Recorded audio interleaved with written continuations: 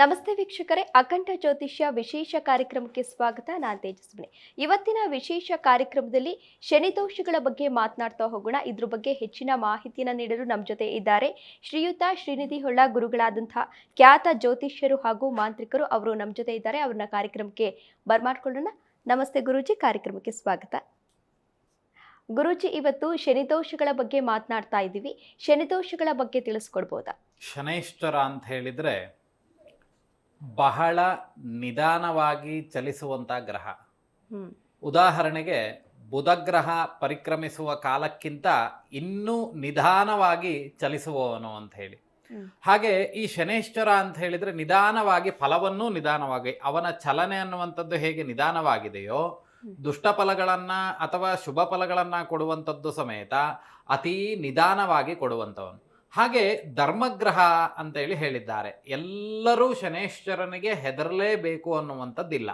ಯಾರು ತಪ್ಪನ್ನು ಮಾಡಿರ್ತಾರೆ ಅವರಿಗೆ ಸರಿಯಾಗಿರುವಂತಹ ಪ್ರಾಯಶ್ಚಿತವನ್ನು ಶನೈಶ್ಚರ ಕೊಟ್ಟೇ ತೀರುವಂಥದ್ದು. ಅದು ಮರಣವಾದರೂ ಆಗಬಹುದು, ಬಂಧನವಾದರೂ ಆಗಬಹುದು, ಅಥವಾ ಶಿಕ್ಷೆಯಾದರೂ ಆಗಬಹುದು. ಯಾವ ಪ್ರಮಾಣದ ಕರ್ಮವನ್ನ ತಪ್ಪನ್ನ ನೀವು ಮಾಡಿರ್ತೀರೆಯೋ ಆ ಒಂದು ದೋಷ ಅನ್ನುವಂಥದ್ದು ಯಾವಾಗ ಅದರ ಫಲ ಕೊಡಲಿಕ್ಕೆ ಪ್ರಾರಂಭ ಮಾಡ್ತದೆಯೋ, ನೀವು ಮಾಡಿದಂತಹ ತಪ್ಪು ಅನ್ನುವಂಥದ್ದು ಇರುವಂಥದ್ದು ಶನೈಶ್ಚರನು 12 ರಾಶಿಗಳಲ್ಲಿ ಪ್ರತಿ ರಾಶಿಗಳಲ್ಲಿಯೂ 2.5 ವರ್ಷ ಕಾಲ ಇರ್ತಾನೆ ಅಂತ ಹೇಳಿದರೆ 12 ವರ್ಷಕ್ಕೆ 30 ವರ್ಷಗಳ ಕಾಲ ಆಯಿತು. 30 ವರ್ಷ ಅಂತ ಹೇಳಿದರೆ ಶನೈಶ್ಚರನ ಒಬ್ಬನ ಜೀವಿತಾವಧಿಯಲ್ಲಿ ಮೂರು ಕಾಲ ಬರ್ತಾನಂತೆ. 30 ವರ್ಷಕ್ಕೊಮ್ಮೆಯಾಗಿ 3 ಕಾಲಗಳು ಬರ್ತಾನೆ. ಆ ವರ್ಷಕ್ಕೆ ಒಂದೊಂದು ರಾಶಿಯಲ್ಲಿ 1.5 ವರ್ಷಗಳ ಕಾಲ ಇದ್ದಾಗ ಅಲ್ಲಿ 7.5 ಶನಿ ಆಗಿರ್ಬೋದು, ಪಂಚಮ ಶನಿ ಆಗಿರ್ಬೋದು, ಅರ್ಧಾಷ್ಟಮ ಶನಿ ಆಗಿರ್ಬೋದು, ಇನ್ನೂ ಹಲವಾರು ರೀತಿಯಾಗಿರ್ತಕ್ಕಂಥ ಶನಿ ಕಾಟಗಳು ಅನ್ನುವಂಥದ್ದು ಬರ್ತಾ ಹೋಗ್ತದೆ. ಯಾವಾಗ ಶನಿಯ ದೃಷ್ಟಿ ಅನ್ನುವಂಥದ್ದು ನಮ್ಮ ರಾಶಿಯ ಮೇಲೆ ಆಗ್ತದೆಯೋ ಆಗ ಹಿಂದೆ ಮಾಡಿದಂತಹ ಎಲ್ಲ ಪಾಪಕರ್ಮಗಳಿಗೂ ಸಮೇತ ದಂಡನಾಯಕನಾಗಿ ಶನೈಶ್ಚರ ಶಿಕ್ಷೆಯನ್ನೂ ಕೊಡ್ತಾನೆ. ಇಲ್ಲ ಅಂತ ಹೇಳಿದ್ರೆ ನಾವು ಅತಿ ಪುಣ್ಯಕರವಾಗಿರ್ತಕ್ಕಂಥ ಕೆಲಸಗಳನ್ನ ಮಾಡಿದ್ವಿ ಅಂತಾದ್ರೆ ಅವನು ನಮ್ಮನ್ನು ಉತ್ತಮ ಮಟ್ಟಕ್ಕೂ ತೆಗೆದುಕೊಂಡು ಹೋಗಿ ನಿಲ್ಲಿಸ್ತಾನೆ. ಈ 7.5 ಶನಿಯಲ್ಲಿ ಹಾಗೂ ಅರ್ಧಾಷ್ಟಮ ಶನಿ ಆಗಿರ್ಬೋದು, ಪಂಚಮ ಶನಿ ಆಗಿರ್ಬೋದು, ಈ ಎಲ್ಲ ಶನಿಯ ದೃಷ್ಟಿ ಅನ್ನುವಂಥದ್ದು ಬಿದ್ದಾಗ ನಾವು ಧರ್ಮ ಕರ್ಮಗಳನ್ನ ಅಥವಾ ಸರಿಯಾದಂಥ ಕೆಲಸಗಳನ್ನ ಯಾರಿಗೂ ದ್ರೋಹ ಮಾಡ್ದಲೇ ಇರುವಂಥದ್ದು, ಕೆಟ್ಟ ಕೆಲಸಗಳನ್ನ ಮಾಡ್ದಲೇ ಇರುವಂಥದ್ದು, ಧರ್ಮ ಮಾರ್ಗದಲ್ಲೇ ನಾವಿದ್ವಿ ಅಂತಾದರೆ ಇದೇ ಅಷ್ಟಮ ಶನಿಯಲ್ಲಿ ಅಥವಾ ಅರ್ಧಾಷ್ಟಮ ಶನಿಯಲ್ಲಿ, ಪಂಚಮ ಶನಿಯಲ್ಲಿ ಅವರು ಉನ್ನತ ಮಟ್ಟಕ್ಕೆ ಹೋಗಿ ಕಾಲಿಡ್ತಾರಂತೆ, ಅಥವಾ ಅವರಿಗೆ ವಿಶೇಷವಾಗಿರ್ತಕ್ಕಂಥ ಸ್ಥಾನಮಾನಗಳು ಅನ್ನುವಂಥದ್ದು ಬರ್ತಾ ಹೋಗ್ತದೆ ಅಂತೆ. ಇನ್ನು ಶನಿ ವಕ್ರದೃಷ್ಟಿಯಲ್ಲಿ ಇದ್ದು ಆ ಪಾಪಕರ್ಮಗಳನ್ನ ಮಾಡಿದ್ದೇ ಹೌದು ಅಂತಾದ್ರೆ ಬಹಳ ವ್ಯಸನಗಳಿಗೆ ಅಂತ ಹೇಳಿದ್ರೆ ದೇಹವನ್ನ ಹಾಳು ಮಾಡ್ಕೊಳ್ಳುವಂಥದ್ದು, ಹಾಗೆ ಮನಸ್ಸನ್ನ ಹಾಳು ಮಾಡ್ಕೊಳ್ಳುವಂಥದ್ದು, ಸಮಯವನ್ನ ಹಾಳು ಮಾಡುವಂತಹ ವ್ಯಸನಗಳಿಗೂ ಗುರಿ ಆಗ್ತಾರಂತೆ. ತದನಂತರದಲ್ಲಿ ಮಾಡಿದಂಥ ಪಾಪಕರ್ಮಗಳು ಅತಿ ದೋಷಯುಕ್ತವಾಗಿರುವಂಥದ್ದಿತ್ತು ಅಂತಾದರೆ ಈ ಆತ್ಮಹತ್ಯೆಗೆ ಕಾರಕನೂ ಶನೈಶ್ಚರನು ಅಂತ ಹೇಳಿದ್ರೆ ಮನುಷ್ಯನಿಗೆ ಆತ್ಮಹತ್ಯೆಯನ್ನ ಮಾಡ್ಕೊಳ್ಬೇಕು ಅನ್ನುವಂಥ ಮನಸ್ಥಿತಿ ಉಂಟು ಮಾಡುವಂಥ ಗ್ರಹವೇ ಶನೈಶ್ಚರ. ಅದೇ ರೀತಿಯಾಗಿ ಮಾಡಿದಂಥ ಪಾಪಕರ್ಮಗಳಿಗೆ ಅವನು ಹಣವಂತನಾದರೂ ಅಥವಾ ನಿರ್ಗತಿಕನಾದರೂ ಅಥವಾ ತುಂಬ ದೊಡ್ಡ ವ್ಯಕ್ತಿ ಆದರೂ ಲೋಕದಲ್ಲಿ ಜನಗಳ ಮನ್ನಣೆಯನ್ನು ಎಷ್ಟು ಗಳಿಸಿದ್ರು ಸಮೇತ ಅವನು ಮಾಡಿದಂಥ ತಪ್ಪು ಸರಿಯಾಗಿರುವಂಥದ್ದು ಇವನೇ ಮಾಡಿರುವಂಥದ್ದಾದರೆ ಅವನು ಖಂಡಿತವಾಗಿಯೂ ಜೈಲಿಗೆ ಹೋಗುವಂಥ ಕೆಲಸಗಳು, ದೀರ್ಘಕಾಲದ ಬಂಧನ ಯೋಗವನ್ನು ತಂದೊಡ್ಡುವಂಥದ್ದು ಸಮೇತ ಶನೈಶ್ಚರನೇ. ವಿಕ್ರಮಾದಿತ್ಯನಿಗೆ ತೆಗೆದುಕೊಂಡು ಹೋಗಿ ಅವನ ಕೈಕಾಲೆಲ್ಲ ಕಟ್ ಮಾಡಿ ಕಾರಾಗೃಹ ವಾಸಕ್ಕಾಗ್ತಾರೆ, ಅವನು ರಾಜನಾದ್ರೂ ಸಮೇತ. ಯಾಕೆ ಅಂತ ಕೇಳಿದ್ರೆ ಶನಿಯ ದೃಷ್ಟಿ ಅನ್ನುವಂಥದ್ದು ಬಿದ್ದಾಗ ಆ ಕಷ್ಟ ಕಾರ್ಪಣ್ಯಗಳನ್ನು ಅವರು ಅನುಭವಿಸ್ತಾರೆ ಅನ್ನುವಂಥ ವಿಷಯಗಳು. ಅದೇ ರೀತಿಯಾಗಿ ಶನೈಶ್ಚರನ ಅಧಿದೇವತೆ ಪ್ರತ್ಯಧಿ ದೇವತೆಗಳು ಯಾರ್ಯಾರು ಅಂತ ಕೇಳಿದ್ರೆ ಪ್ರಜಾಪತಿ ಮತ್ತೆ ಯಮ ಅಂತ ಹೇಳಿ. ಬ್ರಹ್ಮ ಸೃಷ್ಟಿಕರ್ತ, ಅವನಿಗೆ ಪ್ರಜಾಪತಿ ಅಂತಲೂ ಹೆಸರುಗಳಿದ್ದಾವೆ. ಅವರ ಎಲ್ಲವನ್ನು ನಾವು ಪ್ರಜಾಪತಿ ಅಂತಾನೆ ಕರೆಯೋದು. ಆ ದಂಡನಾಯಕನಾಗಿರುವಂಥದ್ದು ಮನುಷ್ಯನ ಹುಟ್ಟಿಗೂ ಸಾವಿಗೂ ಎರಡರ ಕಂಟ್ರೋಲ್ ಅನ್ನುವಂಥದ್ದು ಯಾರ ಕೈಲಿದೆ ಅಂತ ಕೇಳಿದ್ರೆ ಶನೈಶ್ಚರನ ಕೈಯಲ್ಲುಂಟು. ಯಾಕಾಗಿ ಅಂತ ಕೇಳಿದ್ರೆ ಹುಟ್ಟಿಗೆ ಬ್ರಹ್ಮ ಕಾರಣನಾದ್ರೆ ಸಾವಿಗೆ ಕಾರಣ ಯಮರಾಜ ಅಂತ ಹೇಳಿ. ಯಮಪಾಶವನ್ನ ಹಾಕಿ ಆ ಮನುಷ್ಯನ ತೆಗೆದುಕೊಂಡು ಹೋಗುವಂತ ಯಮಧರ್ಮರಾಜನೇ ಇವನ ಪ್ರತ್ಯಧಿ ದೇವತೆ ಆಗಿರುವಂತದ್ದಾದ್ರಿಂದ ದಂಡನಾಯಕನೂ ಹೌದು. ಇವೆಲ್ಲ ಕಾರಣಗಳಿಂದ ಶನಿ ಧರ್ಮಗ್ರಹ ಅಂತ ಹೇಳಿದ್ರೆ ನಾವು ಧರ್ಮದಿಂದ ಇದ್ವಿ ಅಂತ ಆದ್ರೆ ಯಾವುದೇ ಕಾರಣಕ್ಕೂ ಸಮೇತ ಶನೈಶ್ಚರನಿಗೆ ಹೆದರಬೇಕು ಅನ್ನುವಂಥ ವಿಚಾರಗಳು ಇಲ್ಲ.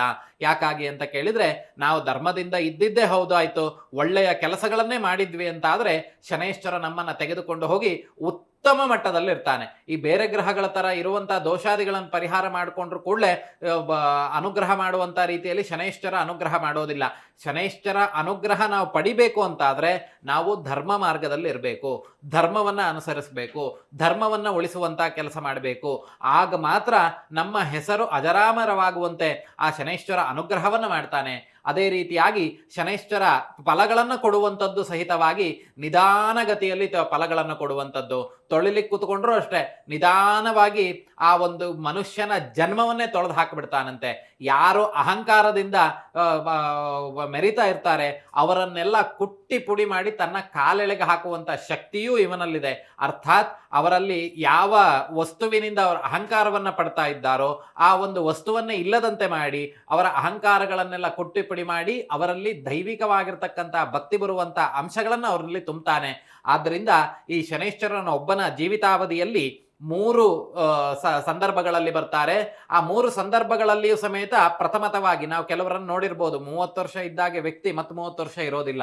ಆ ನೆಕ್ಸ್ಟ್ 30 ವರ್ಷ ಬರುವಷ್ಟೊತ್ತಿಗೆ ಅವನು ಬಹಳಷ್ಟು ಬದಲಾವಣೆ ಆಗಿರ್ತಾನೆ. ಯಾಕಾಗಿ ಅಂತ ಕೇಳಿದ್ರೆ ಶನೈಶ್ಚರ ಆದಷ್ಟು ಹೇಳ್ತಾರಲ್ಲ ಸಂಪ್ರದಾಯವಾಗಿ ಅಥವಾ ಆಡು ಭಾಷೆಯಲ್ಲಿ ಹೇಳ್ತಾರೆ, ಶನೈಶ್ಚರ ಬಂದ್ರೆ ಪೂರ ತೊಳೆದೋಗ್ಬಿಡ್ತಾನೆ ಅಂತ ಹೇಳಿ. ಅದು ಕೆಟ್ಟದಾದ್ರೂ ಆಗಿರ್ಬೋದು, ಒಳ್ಳೇದಾದ್ರೂ ಆಗಿರ್ಬೋದು.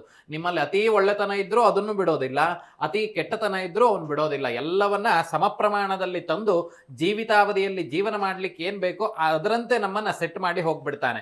ಅದ ನಂತರದಲ್ಲಿ ಮತ್ತೂ ನಾವು ತಪ್ಪನ್ನು ಮಾಡ್ತಾ ಇದ್ವಿ ಅಂತ ಆದ್ರೆ ಮುಂದೆ 3ನೇ ಚಕ್ರದ 2ನೇ ಚಕ್ರದಲ್ಲಿ 2ನೇ ಬಾರಿ ಬರುವಂತಹ ಸಂದರ್ಭಗಳಲ್ಲಿ ಅದಕ್ಕೆ ತಕ್ಕಂತ ಶಿಕ್ಷೆಯನ್ನು ಸಮೇತ ನಮಗೆ ಕೊಡ್ತಾನೆ. ಈಗ ನೋಡಿ, ಈ ಹಿಂದೆಯೂ ಸಮೇತ ಒಬ್ಬ ಕಲಾವಿದನ ಜೀವನದಲ್ಲಿ ಜೈಲಿಗೆ ಹೋಗಿ ಮತ್ತೆ ಪುನಃ ಬಂದು ಮತ್ತೆ ಪುನಃ ಅಲ್ಲಿಗೆ ಹೋದ್ರು. ಆ ಸಂದರ್ಭದಲ್ಲಿ ಶನೈಶ್ಚರ ಗ್ರಹ ಇದ್ದಂತೂ ವಕ್ರದಲ್ಲಿದ್ದಾಗ ಅವರಿಗೆ ಬೇಲ್ ಸಿಕ್ತು. ಮತ್ತೆ ಶನಿ ಸ್ವಸ್ಥಾನಕ್ಕೆ ಬಂದ್ರ ಮೇಲೆ ಮತ್ತೆ ದೀರ್ಘಕಾಲದ ಬಂಧನ ಯೋಗ ಅನ್ನುವಂಥದ್ದು ಬಂತು. ಆದ್ರೆ ಇದೇ 15 ವರ್ಷ 16 ವರ್ಷದ ಕೆಳಭಾಗಕ್ಕೆ ಹೋದ್ರು ಅವರ ವಿಚಾರದಲ್ಲಿ ಕೆಲವೊಂದು ಮಾನಸಿಕ ಸ್ಥಿತಿಗತಿಗಳು ಮನಸ್ತಾಪಗಳು ಆಗಿರುವಂತದ್ದು ಇತ್ತು.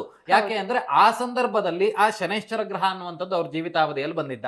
ಆಗಲೇ ಇವರು ಅದನ್ನೆಲ್ಲ ಸರಿ ಮಾಡಿಕೊಂಡು ಆ ಮನಸ್ಥಿತಿಯನ್ನು ಇಟ್ಕೊಂಡಿರ್ಲಿಲ್ಲ ಅಂದ್ರೆ ಈ ಕಷ್ಟ ಅನ್ನುವಂಥದ್ದು ಬರ್ತಿರ್ಲಿಲ್ಲ. ಯಾಕಾಗಿ ಕೊಡ್ತಾನೆ ಅಂತ ಕೇಳಿದ್ರೆ ಶನೈಶ್ವರ ಅನ್ನುವಂಥವನು ದಂಡನಾಯಕ ಅಂತ ಹೇಳಿದ್ರೆ ಬುದ್ಧಿ ಕಲಿಬೇಕು. ಈಗ ಜೈಲಿಗೆ ಹೋದ ನಂತರದಲ್ಲಿ ನಮಗೆ ಇನ್ನೊಂದು ಕೊಲೆಯನ್ನು ಮಾಡಿ ನೀವು ಅಂತ ಹೇಳಿ ಪ್ರೇರೇಪಣೆ ಮಾಡೋದಿಲ್ಲ.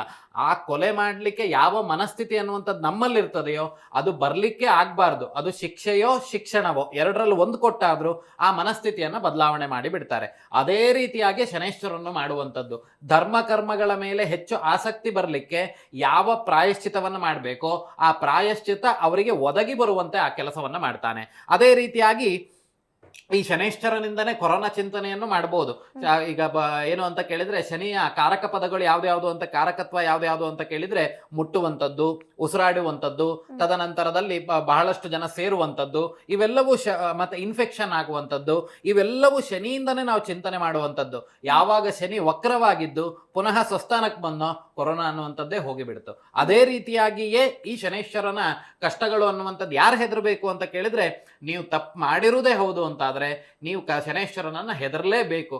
ಅವನನ್ನ ಪರಿಪರಿಯಾಗಿ ನೀವು ಆರಾಧನೆ ಮಾಡಿದ್ರು ನಾವು ಮಾಡಿದಂತ ಶಿಕ್ಷೆಗೆ ಅನುಗುಣವಾಗಿ ಪ್ರಾಯಶ್ಚಿತವ ಅಥವಾ ಆ ಶಿಕ್ಷೆಯೋ ಶಿಕ್ಷಣವನ್ನು ಕೊಡದಲೆ ಶನೈಶ್ವರ ಅನ್ನುವಂಥದ್ದು ಬಿಡುವಂಥದ್ದೇ ಇಲ್ಲ.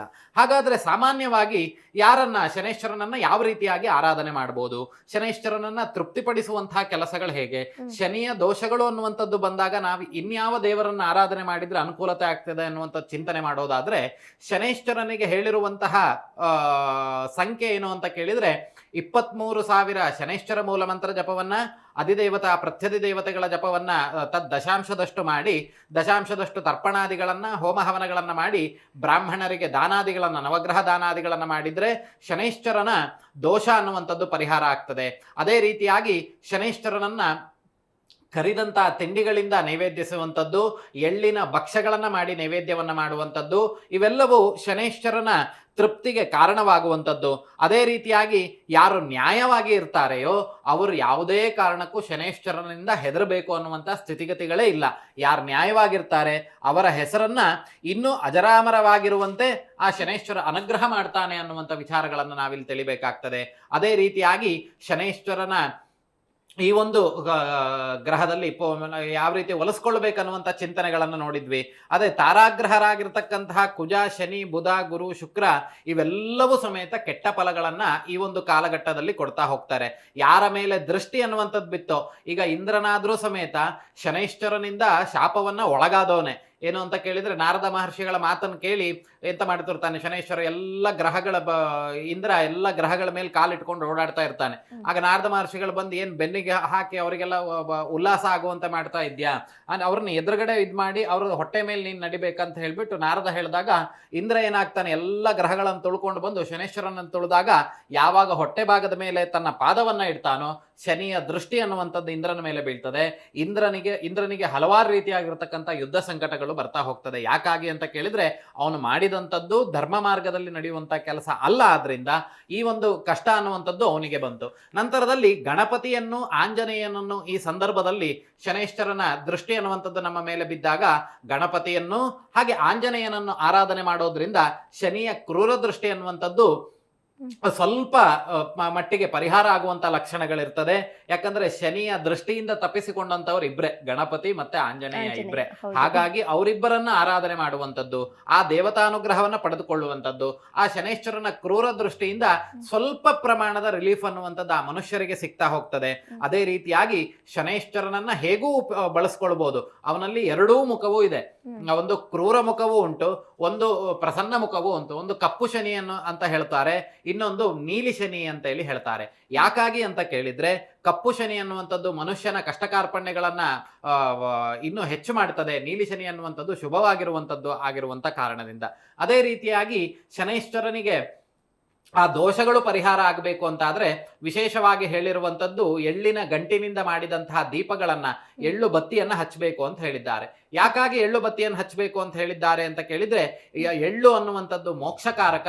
ಮತ್ತೆ ಶನೈಶ್ಚರನನ್ನ ಆರಾಧನೆ ಮಾಡುವಂತಹ ಸಂದರ್ಭಗಳಲ್ಲಿ ನವಗ್ರಹಗಳಲ್ಲಿ ಎಳ್ಳಿನ ಮೇಲೆಯೇ ಶನೈಶ್ಚರನನ್ನ ಆವಾಹನೆ ಮಾಡಿ ಆ ದೇವತಾನುಗ್ರಹಕ್ಕಾಗಿ ಪೂಜೆ ಪುನಸ್ಕಾರಾದಿಗಳನ್ನ ಮಾಡಿ ಪುನಃ ಅದನ್ನ ಬ್ರಾಹ್ಮಣರಿಗೆ ದಾನ ಕೊಡುವಂತದ್ದಾದ್ರಿಂದ ಶನಿ ಅನ್ನುವಂಥದ್ದು, ಶನೈಶ್ವರನಿಗೆ ಇಡುವಂತಹ ಈ ಎಳ್ಳು ಹಚ್ಚುವಂತಹ ದೀಪದ ಗಂಟು ಅನ್ನುವಂಥದ್ದು ನಮ್ಮ ಮೋಕ್ಷಕಾರಕನಾಗಿರುವಂಥದ್ದು, ಪಾಪಕರ್ಮಗಳನ್ನ ದಹಿಸಲ್ಪಡ್ತದೆ. ಆದ್ರಿಂದ ಈ ಎಳ್ಳು ಗಂಟನ್ನ ಆ ಶನೈಶ್ವರನ ಎಳ್ಳೆಣ್ಣೆಯಿಂದ ದೀಪವನ್ನು ಹಚ್ಚುವಂಥದ್ದು, ಎಳ್ಳಿನ ಬತ್ತಿಯನ್ನ ಎಳ್ಳಿನ ಗಂಟನ್ನ ಹಚ್ಚುವಂಥದ್ದು, ಎಳ್ಳಿನ ಭಕ್ಷ್ಯಗಳನ್ನ ಮಾಡಿ ನೈವೇದ್ಯಾದಿಗಳನ್ನ ಮಾಡುವಂಥದ್ದು, ಹಾಗೆ ಎಳ್ಳನ್ನ ದಾನ ಮಾಡುವಂಥದ್ದು, ತೈಲವನ್ನ ದಾನ ಮಾಡುವಂಥದ್ದು, ಇವೆಲ್ಲವೂ ಸಮೇತ ಶನೈಶ್ವರನ ಒಂದು ಕೃಪೆಗೆ ಪಾತ್ರ ಆಗುವಂತಹ ವಿಧಿವಿಧಾನಗಳು ಅನ್ನುವಂಥದ್ದು.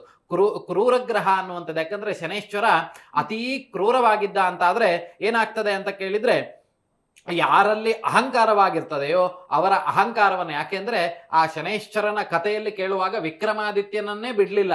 ತುಂಬಾ ಚಂದ ರೀತಿಯಲ್ಲಿ ಆಳ್ವಿಕೆ ಮಾಡ್ತಿದ್ದಂತ ವಿಕ್ರಮಾದಿತ್ಯನನ್ನೇ ಶಾಪಗ್ರಸ್ತವಾಗಿ ಕಾರಾಗೃಹದಲ್ಲಿ ಇರುವಂತೆ ಮಾಡಿದ್ದೇ ಈ ಶನೈಶ್ಚರ. ಹಾಗಾಗಿ ಶನೈಶ್ಚರ ಅನ್ನುವಂಥವ್ನು ರಾಜನನ್ನು ನೋಡೋದಿಲ್ಲ ಅಥವಾ ಸೇವಕನನ್ನು ನೋಡೋದಿಲ್ಲ.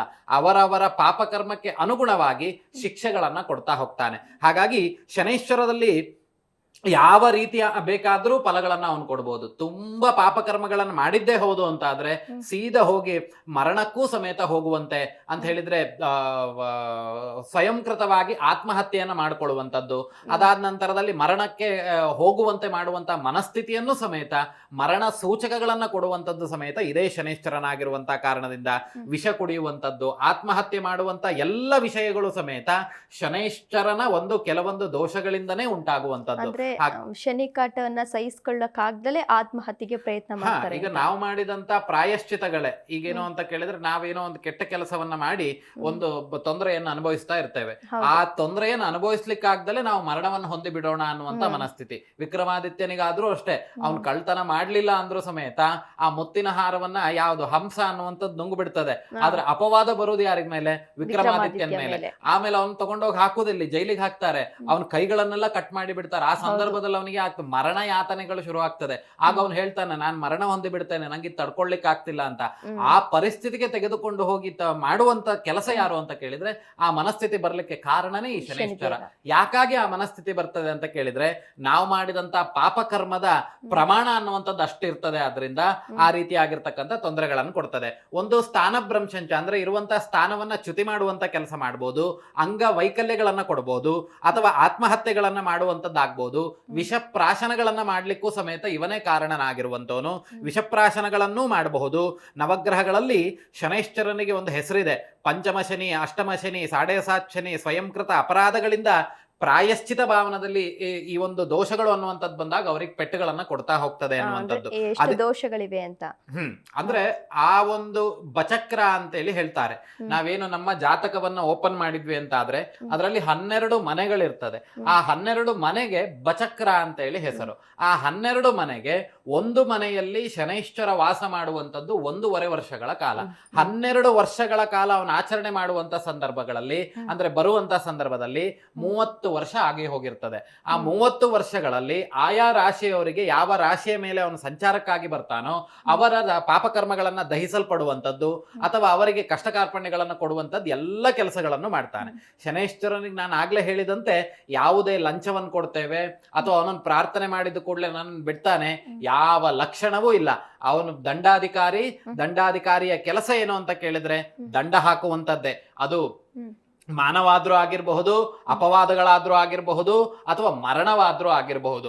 ಅವರು ಯಾವ ಪ್ರಮಾಣದ ಶಿಕ್ಷೆಯನ್ನು ಮಾಡಿರ್ತಾರೋ ಅದೇ ಪ್ರಮಾಣದ ತೊಂದರೆ ಪಾಪಕರ್ಮಗಳನ್ನು ಮಾಡಿರ್ತಾರೋ ಅಷ್ಟೇ ಪ್ರಮಾಣದ ಶಿಕ್ಷೆಯನ್ನು ಕೊಡುವಂತಹ ಯೋಗ್ಯತೆಗಳನ್ನ ಈ ಶನೈಶ್ಚರ ಹೊಂದಿರುವಂಥದ್ದು. ಆದ್ರೆ ಈಗಿನ ಕಾಲದಲ್ಲಿ ಏನ್ ಮಾಡ್ಬಿಟ್ಟಿದ್ದಾರೆ, ಶನೈಶ್ಚರ ಅನ್ನುವಂಥದ್ದನ್ನು ಗ್ರಹ ಬಿಟ್ಬಿಟ್ಟು ಶನೀಶ್ವರ ಅರ್ಥಾತ್ ಶನಿಯೊಟ್ಟಿಗೆ ಈಶ್ವರನನ್ನು ಸೇರಿಸಿ ದೇವ್ರು ಮಾಡ್ಬಿಟ್ಟಿದ್ದಾರೆ. ಆದ್ರೆ ಅದು ಸರ್ವತಾ ತಪ್ಪು. ಪುಣ್ಯಕ್ಕೆ ಶನೈಶ್ಚರ ಅನ್ನುವಂಥ ನಾವ್ ಏನ್ ಕರೆದ್ರು ಅವನು ಒಪ್ಕೊಳ್ತಾನಂತೆ. ಅವನು ಕರುಣಾಸಾಗರ ಅಂದ್ರೆ ಅಷ್ಟು ಕರುಣೆ ಇದ್ದಂತವನು. ಅವನಿಗೆ ನೀವ್ ಏನು ಕರೆದ್ರು ಅವನೇನ್ ಬೇಜಾರು ಮಾಡ್ಕೊಳ್ಳೋದಿಲ್ಲ. ತನ್ನ ಈಶ್ವರನನ್ನಾರು ಏನಂದ್ರು ಕೇಳೋದಿಲ್ಲ. ಆದ್ರೆ ಅದು ಸರ್ವತಾ ತಪ್ಪು. ನವಗ್ರಹಗಳಲ್ಲಿ ಒಂದು ಗ್ರಹ ಆಗಿರುವಂತದ್ದು ಶನೈಶ್ಚರ ಬಿಟ್ರೆ ಶನೈಶ್ಚರನು ದೇವರಾಗ್ಲಿಕ್ಕೆ ಸಾಧ್ಯತೆ ಇಲ್ಲ. ಅವನು ಗ್ರಹನೇ, ಅವನು ಛಾಯಾಗ್ರಹವಾಗಿಯೇ ಇರ್ತಾನೆ ಅನ್ನುವಂತ ವಿಚಾರಗಳು ಇಲ್ಲಿ ಗಮನಿಸಬೇಕಾಗ್ತದೆ. ಆದ್ರಿಂದ ಶನೈಶ್ಚರನನ್ನ ಆರಾಧನೆ ಮಾಡ್ಲಿಕ್ಕೆ ಹಲವಾರು ರೀತಿ ನೀತಿಗಳಿಗಿಂತ ಹೆಚ್ಚು ರೀತಿ ನೀತಿ ಯಾವುದು ಅಂತ ಕೇಳಿದ್ರೆ ನಾವು ಧರ್ಮವಾಗಿರೋದೇ ಅವನಿಗೆ ಸಲ್ಲಿಸಬೇಕಾಗಿರ್ತಕ್ಕಂಥ ವಿಷಯ. ಓಕೆ ಗುರೂಜಿ, ಇದೀಗ ಶನಿಕಾಟದಿಂದ ದೂರ ಇರಬೇಕು ಅಂದ್ರೆ ಏನ್ ಮಾಡ್ಬೇಕು? ಇದಕ್ಕೆ ಪರಿಹಾರ ಏನು? ಧರ್ಮದಿಂದ ಇರುವಂತಹ ಕೆಲಸವನ್ನು ಮಾಡುವಂಥದ್ದೇ ಶನೈಶ್ಚರನಿಗೆ ನಾವು ಮಾಡುವಂತಹ ಸೇವೆಗಳು. ಹಾಗಾಗಿ ಯಾವುದೇ ಪಾಪಕರ್ಮಗಳನ್ನ ಮಾಡದಲೇ ಇರುವಂಥದ್ದು ಶನಿಯ ತೃಪ್ತಿಗೆ ಅಥವಾ ಶನಿಯ ಅನುಗ್ರಹಕ್ಕೆ ಪಾತ್ರರಾಗಬಹುದು. ಗುರೂಜಿ, ಒಬ್ರು ಕಾಲರ್ ರೆಡಿ ಇದ್ದಾರೆ, ಮಾತನಾಡ್ತಾ ಹೋಗೋಣ. ಹಲೋ, ನಮಸ್ತೆ ಮಾ. ತಮ್ಮ ಹೆಸರು? ಎಲ್ಲಿಂದ ಕರೆ ಮಾಡ್ತಾ ಇದ್ದೀರಾ? ಯಾರ ಬಗ್ಗೆ ಕೇಳಬೇಕಿತ್ತು? ಅವರ ಡೇಟ್ ಆಫ್ ಬರ್ತ್? 2011 ಮೇ 31. ಹಾಂ, ಓಕೆ ಬೆಳಗ್ಗೆ 25. ಓಕೆ ಗುರೂಜಿ ಇದ್ದಾರೆ, ಮಾತನಾಡಿ. ಸಮಯ ಇನ್ನೊಂದ್ಸಲಿ ಹೇಳಿ. 2011 ಮೇ 31. ಮಂಗಳವಾರ 7:25 ಬೆಳಗ್ಗೆ 7:25. ಸರಿ, ಏನು ವಿಷಯ ಕೇಳಬೇಕಿತ್ತು? ಅದೇ ಅವನು ಹಠದಿಂದ ನನಗೆ ಮಾತು ಕೇಳೋದು. ಹುಡುಗರು ಸವಾಸ ನಿಂತ್ಕೊಂಡು ಏನಾದ್ರು ಅಂತೇಳಿ ನನ್ನ ಕಡೆ ಭಯ ಬೇರೆ. ಇಲ್ಲಿನ ಭರಣಿ ನಕ್ಷತ್ರವಾ? ಮೇಷರಾಶಿ ಭರಣಿ ನಕ್ಷತ್ರ. ಇಲ್ಲಿ ಈಗ ಅವ್ರಿಗೆ ನಡೀತಿರುವಂತದ್ದು ಚಂದ್ರದಶೆ, ಶನಿ ಭುಕ್ತಿ ನಡೀತಾ ಇದೆ. ಈ 2023 ಡಿಸೆಂಬರ್ ತಿಂಗಳಿಂದ ಸ್ವಲ್ಪ ಬೇಡದ ಕೆಲಸಗಳಲ್ಲಿ ಆಸಕ್ತಿ ಕೊಡುವಂಥದ್ದು ಅಂತ ಹೇಳಿದ್ರೆ ಕಪಟ ವಿದ್ಯೆಗಳನ್ನ ಮಾಡುವಂಥದ್ದು, ಆಮೇಲೆ ಹಿರಿಯರಿಗೆ ಗೌರವ ಕೊಡದಲೇ ಮಾತಾಡುವಂಥದ್ದು, ಒಬ್ಬರನ್ನ ನಿಂದಿಸಿ ಮಾತಾಡುವಂಥದ್ದು, ಇದೆಲ್ಲ ಶುರುವಾಗಿದೆ. ಸ್ವಲ್ಪ ಎಚ್ಚರ ರೀತಿಯಲ್ಲಿ ನೋಡ್ಕೊಳ್ಬೇಕಾಗಿರುವಂತ ಸ್ಥಿತಿಗತಿಗಳು. ಯಾಕೆ ಅಂತ ಕೇಳಿದ್ರೆ ಬುಧನ ಸ್ಥಿತಿಗತಿಗಳನ್ನ ಹಾಗೆ ಕುಜನ ಸ್ಥಿತಿಗತಿಗಳನ್ನ ನೋಡುವಾಗ ದುರ್ವ್ಯಸನಗಳು ಅಥವಾ ಈ ಆರೋಗ್ಯಕ್ಕೆ ಸಂಬಂಧಿತವಾಗಿ ಏನಾದ್ರೂ ಸ್ವಯಂಕೃತವಾಗಿ ಅಪರಾಧಾದಿಗಳನ್ನ ಮಾಡಿ ತೊಂದರೆ ಆಗುವಂಥದ್ದು, ಅಥವಾ ಮಾಡುವಂತಹ ಉದ್ಯೋಗ ಆಗಿರಬಹುದು ಅಥವಾ ವಿದ್ಯೆ ಆಗಿರಬಹುದು, ಅದಕ್ಕೇನಾದ್ರೂ ಬೇರೆ ಇತರ ಕೆಲಸಗಳಿಂದ ಅದಕ್ಕೆ ಚ್ಯುತಿ ಬರುವಂತಹ ಕೆಲಸಗಳನ್ನೆಲ್ಲ ಮಾಡ್ಕೊಳ್ಳುವಂತ ಲಕ್ಷಣಗಳಿದೆ. ಸ್ಥಾನ ಭ್ರಂಶಂಚ ಅಂದ್ರೆ 1 ವರ್ಷ ಫೇಲ್ ಆಗೋದು ಅಥವಾ ಇರುವಂತ ಕೆಲಸವನ್ನ ಕಳ್ಕೊಳ್ಳುವಂಥದ್ದು, ಸ್ಥಾನಭ್ರಂಶವಾಗುವಂಥದ್ದು, ಇದೆಲ್ಲ ಕಾಣಿಸ್ತಾ ಇದೆ.